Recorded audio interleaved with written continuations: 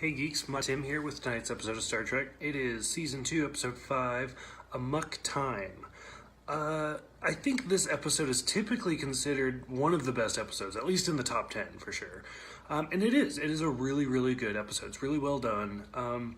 Again, it kind of goes back to that, like, even Trekkie, or even people who have never seen Star Trek before, have at least probably seen clips of this, whether it be the battle music, or the very end scene when Spock finds out that Kirk's still alive and he like turns him around and yells, "Jim!" I feel like this is a pretty well-known episode. Speaking of that scene, by the way, I think this is the first time we've seen Spock with emotion not influenced by something, whether it be like the plants or the cloud from Naked Time, whatever. I think this is the first time where we genuinely see him excited. That being said, this episode's actually a lot of firsts for a lot of different reasons. We've seen Romulans before, but I don't think we've actually seen any Vulcans, such like Spock, before. Like, we haven't seen any whatsoever. And so not only is this the first time we see Vulcans, but this is the first, and I think it's the only episode of the original series that takes place on Vulcan, the planet Vulcan. Which later on, like in the motion pictures and in other shows, we return, but this is the first. This is the first time we hear "Live Long and Prosper." This is the first time we see the Vulcan hand salute. And this is the first time we see T'Pau, who's not a major character in the Star Trek universe, but she kind of is.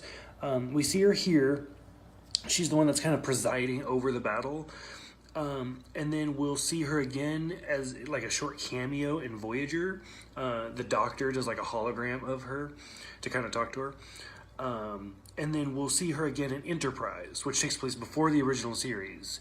And I think she's only in like 3 episodes of that show, which is more than the original series. So she's definitely kind of a reoccurring character. I think this is the first time Nurse Chapel has mentioned her first name, of Christine. At least that's the first mention, the first time I remember hearing it. This is the first mention of the farr. Actually, this is like the first episode of anything to do with Vulcan, to be honest with you.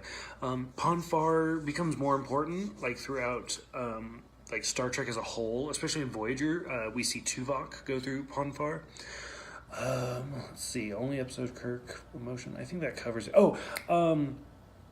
Stone, the guy that Kirk's bride-to-be, or that Spock's bride-to-be prefers over Spock, he later on repraises that role, Stone, in the fan fiction movie of Gods and Men, which I feel like I've talked about a lot. Because like I said, like that movie was designed by Tim Russ, the actor who played Tuvok, as a love note, whatever, to the original series. That's why Uhura's in it, Chekhov's in it,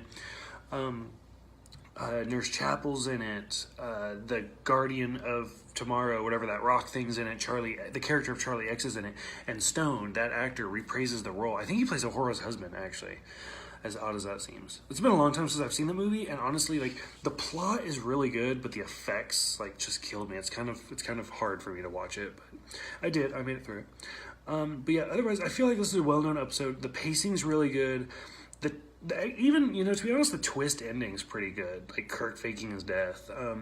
I feel like it's kind of a cop-out, because like as soon as T'Pau finds out that they faked it, I feel like she would just call them back or say, "Hey, you're destroying my culture," or something. But it's kind of an interesting episode. Like it's pretty quick.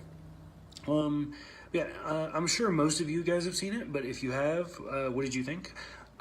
Tomorrow's episode is episode 6, Doomsday Machine. So for this one, let me know what you guys think. Like I said, I feel like it's pretty well known. I think it's pretty well liked. So otherwise, I will see you guys tomorrow.